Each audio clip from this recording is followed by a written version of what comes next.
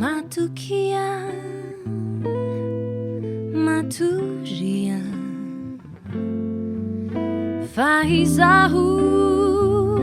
hetuyani, sumbinaku riyaku, wewanilana, matukiare, fizahu tiana.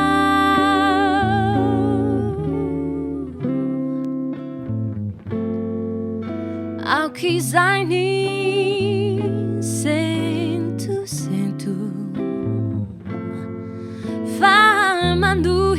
famanduhi na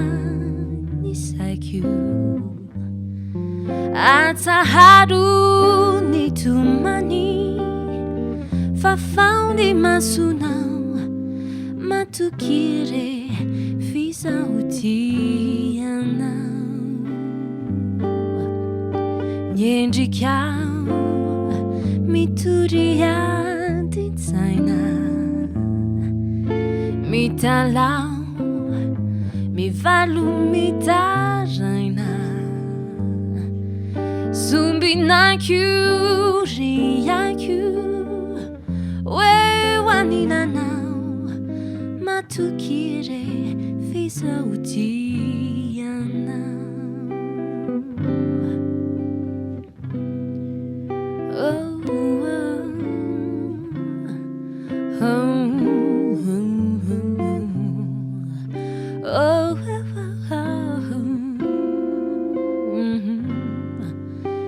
Sumbinaku riyaku wewanilana matukire fiza hutiana Niampitu ufenu fifalina Fawirai nitia sinitina Yala helu mamelu felu Hisinda nifiti matukire fiza hutiana Matukire fiza hutiana